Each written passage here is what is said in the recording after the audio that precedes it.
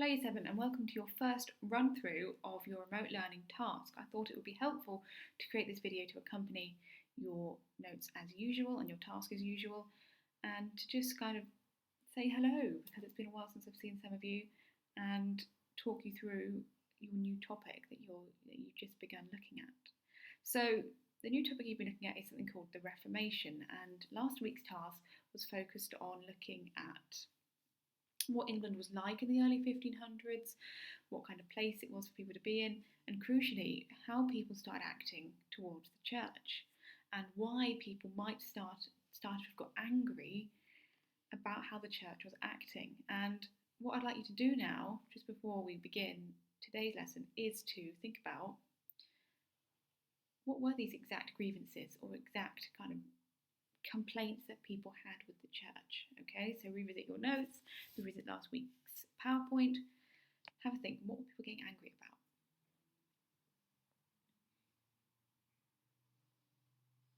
Then hopefully you would have come up with a few ideas, such as people were getting angry about the taxes and the tithes that people had to pay towards the church. The church was getting wealthier and wealthier. The fact that the church was asking people to do ridiculous things like build palaces for bishops and do something perhaps most controversially of all, which was to buy indulgences. Now, indulgences are something that ordinary people could buy to help lessen or shorten their time in purgatory. And purgatory is the time that people sit in between going into heaven or hell. And crucially, people wanted to have this time reduced. They did not want to be in purgatory very long. And your time in purgatory should have depended on how good a Christian you were, not how much money you had. But the church argued that, hey, we'll limit your time in purgatory if you give us money. And this really was ridiculous and a sign of corruption within the church, and that really the church was perhaps only looking for one thing, which was increasing its wealth.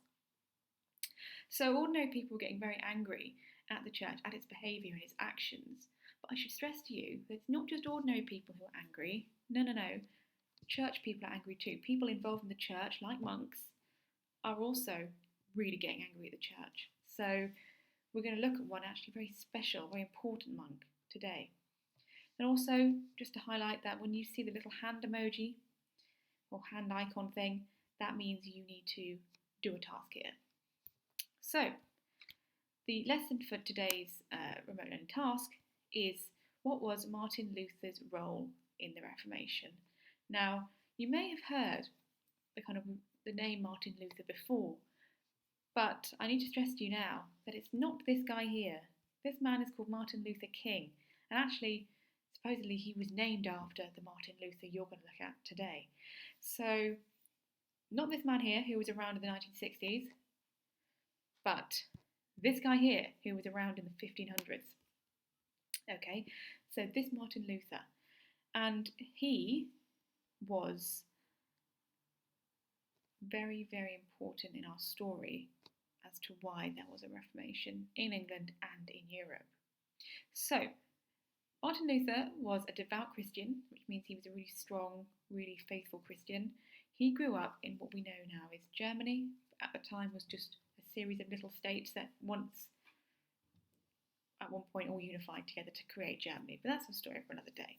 Anyway, he came from modern day Germany. And what I'd like you to do now is to read through Martin Luther's story and see if you can pick out any key words and phrases which seem to suggest to you, what was Martin Luther's aim?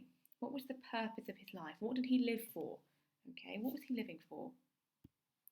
So when you're reading these three little paragraphs, think to yourself, what does Luther seem to really want to achieve from his life? What does he really want to get out of it? Okay, so I'll just give you a moment to look at that, and then we'll read through it together.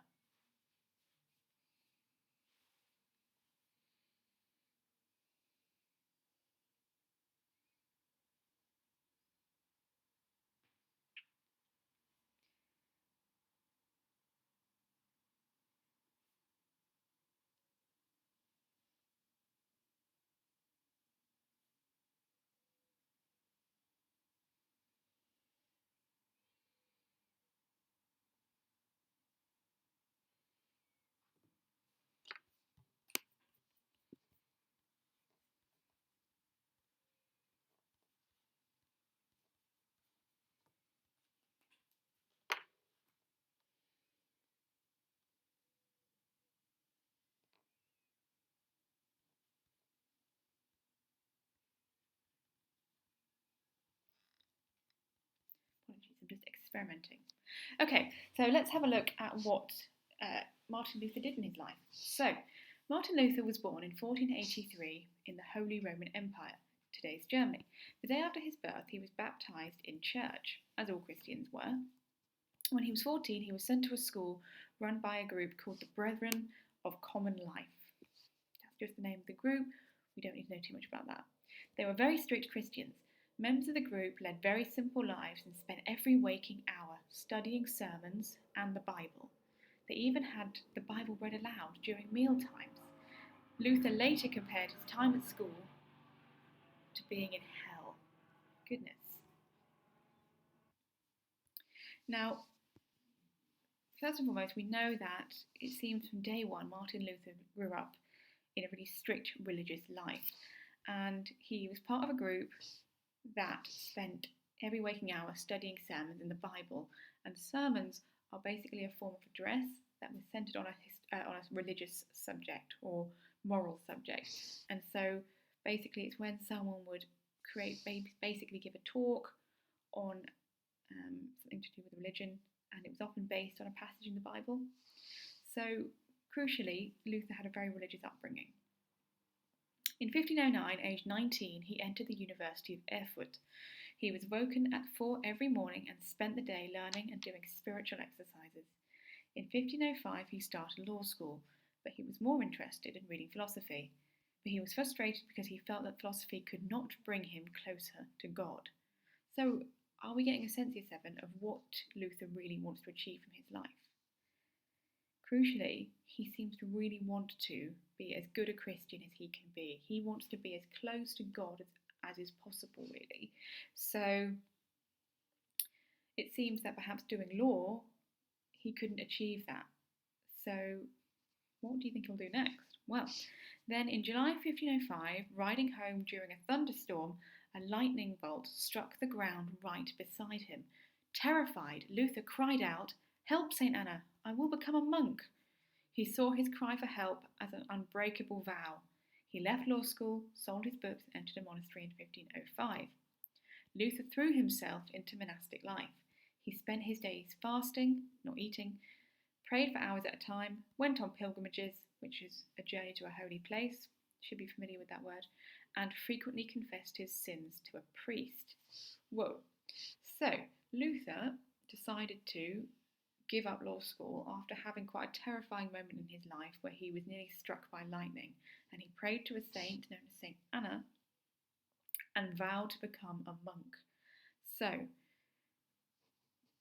at the age of 24, he's left the life behind, and he is going, 23, 24, he's left the life behind and he's going to become a monk. So, what kind of monk is Luther? Seems to me he's a very, very devoted monk. And remember, a monk is a man who devotes his life to God and he lives in a monastery. So that's what Luther has decided to become. He's someone who fasts, he prays for hours, and he goes on pilgrimages. And he confesses his sins. So he seems to me like he's a pretty decent monk. So spend some time there going through yourself, reading through the story. You don't need to copy things out necessarily. If it would be helpful, you can print the passage out and highlight it. But crucially, I just want you to use that story to help you build a picture in your mind of what kind of man Martin Luther is. So, a few years later, in 1511, Martin Luther was sent to the centre of the Catholic Church in Rome. Now, this is an important place because Rome is where we find the Pope. And as you know, the Pope is the head of the Catholic Church. He is the most important man in the church in this time. So he is very, very, very important. And Martin Luther was sent there. Now, what do you think Martin Luther saw when he arrived? Do you think, bearing in mind that he is a very, very strict, very, very well-behaved monk, do you think he would have liked to have seen, or liked what he had seen in Rome at the time? Bearing in mind that we know that actually people are starting to get angry at the church. So, linking back to the recap at the start, what do you think Martin Luther saw, and do you think he would have liked what he'd seen? Do you think that actually the church was acting in the right way? Again, go through your notes, have a little recap to yourself. What do you think Martin Luther saw? And do you think he liked it? Or do you think he was quite shocked? And I've just put these here for you as a reminder again of why people are starting to get angry at the church. This idea as well that the Bible could only be read in Latin, so therefore the only people who could access the Bible were people in the church, educated people, so the poor could not access it. And also we had the selling of indulgences. So this is the kind of stuff that Martin Luther would have known about, he would have seen in Rome. Do you think he would have agreed with it? Or do you think actually he would have been pretty outraged, depending on the kind of monk he was? So have a little think there. Is Martin Luther going to like what he sees?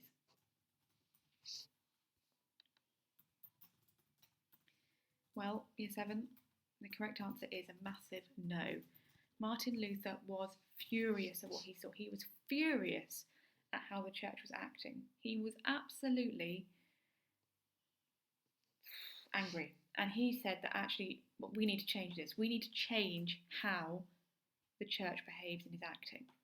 So when Martin Luther left Rome and he returned back home to Germany, he decided to do something very, very radical. On the 31st of October 1517, Martin Luther went to the castle church in Wittenberg, so that's where in Germany Martin Luther was living.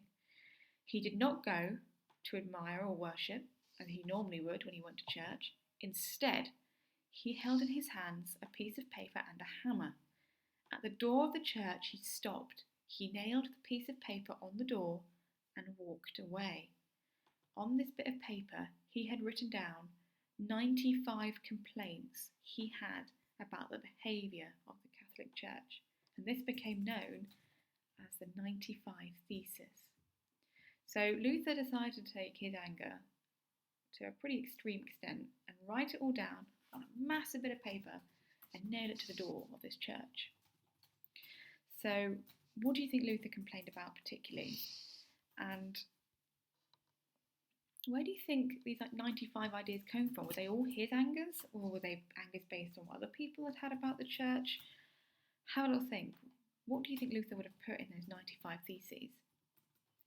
So already we can see how important this man is becoming in our story of why there was a Reformation, as in why did the Catholic Church end up having to change? Well, this guy here had something to do with it. So what I'd like you to do now is you're going to read through a summary of what these 95 theses said in terms of, what it actually said itself. So we've had a little think about what it could have said. Now I'd like you to think about what it did say. So, don't worry about that last bit actually.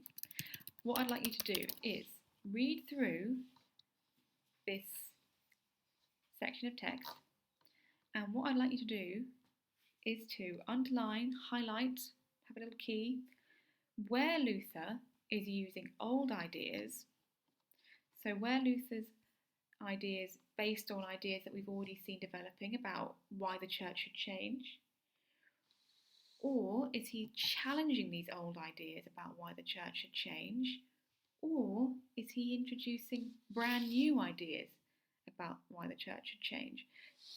Actually this will ask you to think about your work on the Renaissance as well, because remember the Renaissance was also about reviving ancient texts.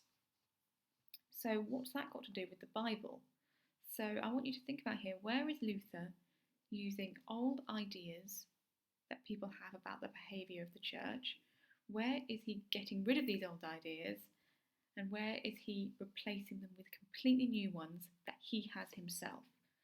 So where is Luther using the criticisms of other people, and where is he using his own criticisms? Okay, I'll give you a moment to have a look at that. Right, so hopefully you've had a little think about now as to where you can see Luther using old ideas, getting rid of old ideas, or introducing brand new ideas in his 95 Theses. So let's have a look here at what he did. So Many of my complaints are not new. A group of writers called the Humanists have been discovering old Greek and Latin books. Many of these books have been lost for centuries. Now they are being reread. Old ideas are being rediscovered. So, interestingly, Luther here is drawing upon the work of humanism, and as we know, a part of humanism was introducing and reviving old texts. So, interestingly, he's introducing this in his kind of idea and criticism of the church. So, how do we link this, though, to what Luther wants? Let's read on. I took the humanists' ideas one step further. Why don't we go back to reading the Bible in the language it was written in? The old medieval Latin versions are full of mistakes. Interesting. So, Luther wants to translate the Bible into the language it was originally written in, which is Greek. So, Luther wanted to introduce the Bible in its original Greek form, because therefore it wouldn't have been perhaps edited or altered since being translated into Latin. So again, Luther is using these old ideas, because remember at this point humanism is originated about 200 years earlier, so it is classed as an old idea now. So some of the church's traditions, like indulgences and beliefs like purgatory and the saints, were invented in the medieval period. They're not in the Bible at all. We should get rid of them. So another thing Luther said was to get rid of these traditions that actually were not originally in the Bible. They've only been added recently.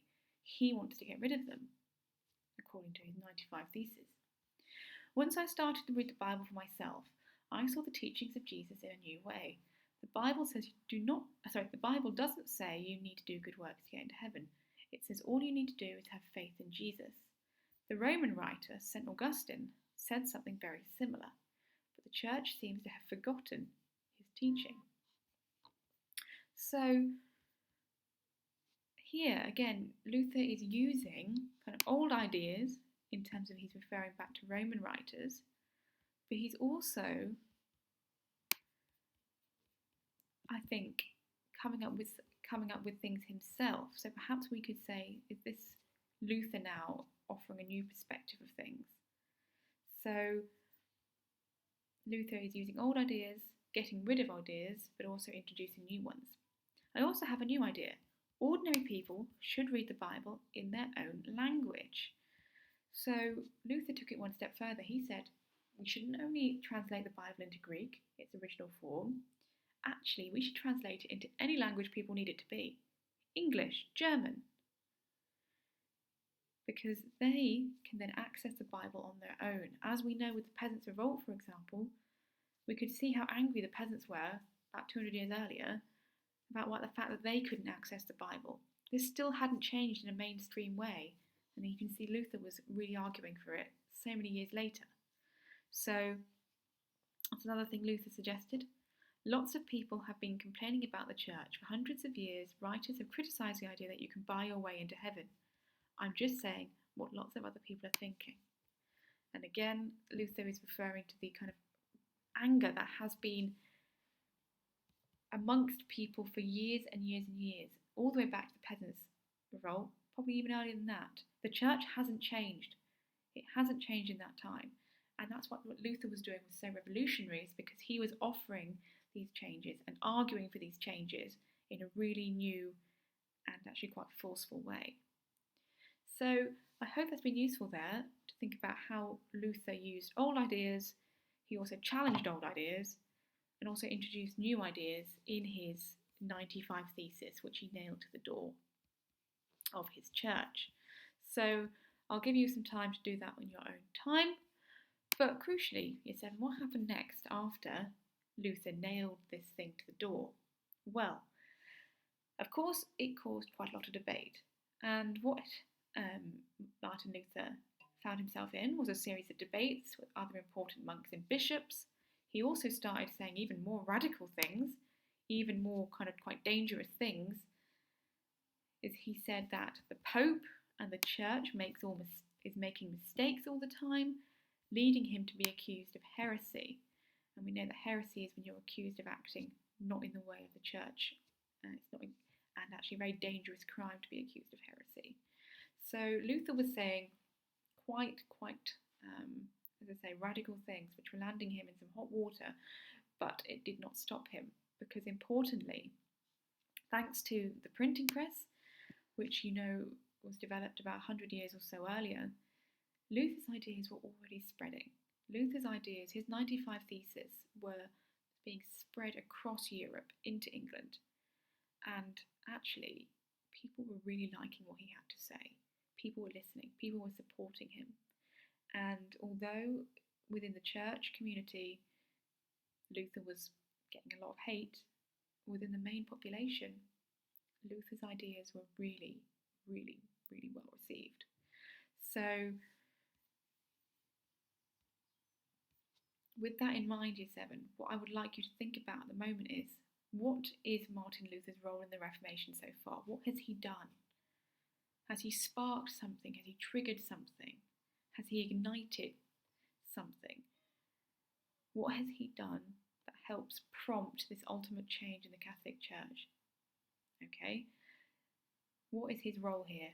What is the impact of these 95 Theses going to be on the Catholic Church? Bearing in mind that although, yes, he's being criticised heavily within the church, he's also getting a lot of support. Okay? So the last thing I'd like you to do there is to think about, what has Martin Luther done in this thing called the Reformation so far?